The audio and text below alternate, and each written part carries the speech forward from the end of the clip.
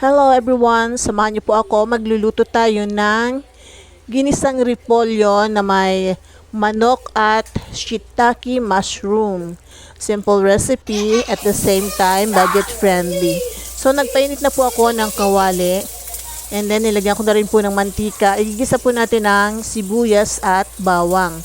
Nauna ko na pong nilagay ang sibuyas and then sunod po natin ang bawang. Gisa lang po natin ng maigi.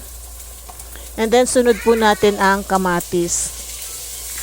Dapat po lutuin natin ng maigi ang kamatis para po hindi madaling mapanis yung ating nilutong ulam. May tinatanong po si Happy habang ako ay nagluluto. And then inilagay ko na rin po yung manok. Yung sahog na manok.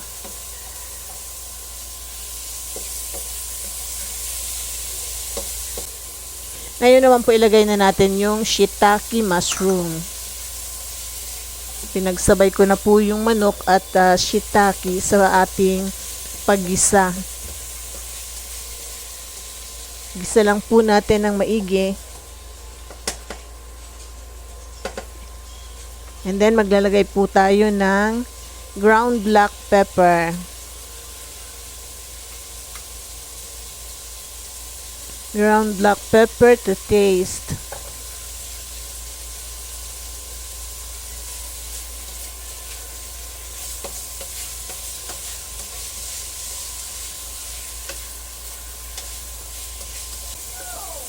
And maglagay din po tayo ng konting tubig para po sa pagpapalambot ng manok. Lulutuin muna natin yung manok bago natin ilagay yung repolyo. Yes.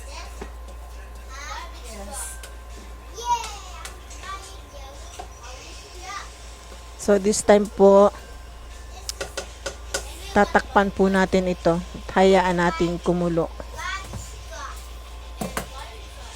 Ay sorry, maglalagay muna pala tayo ng salt to taste bago natin tatakpan.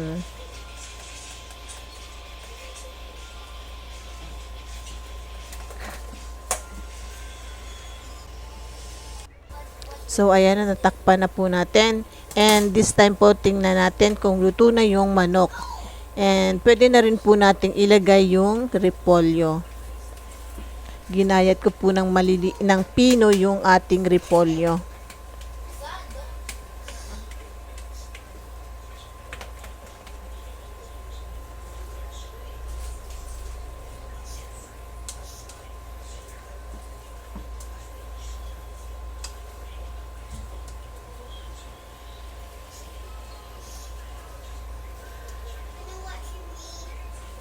Haluin lang po natin ng maigi para mag-combine lahat ng ingredients.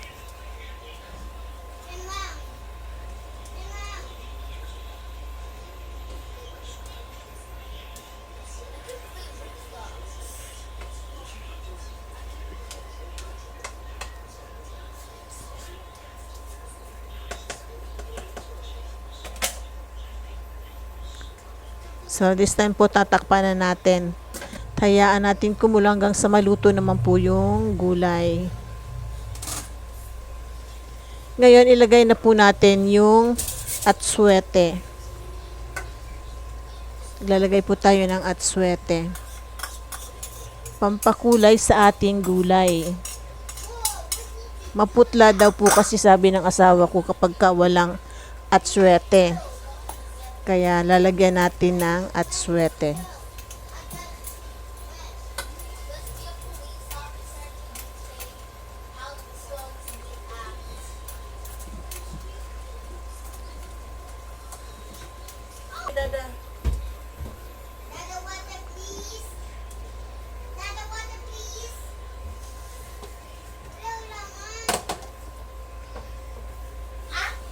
Halo-halo ng maigi para po pantay ang pagkakaluto.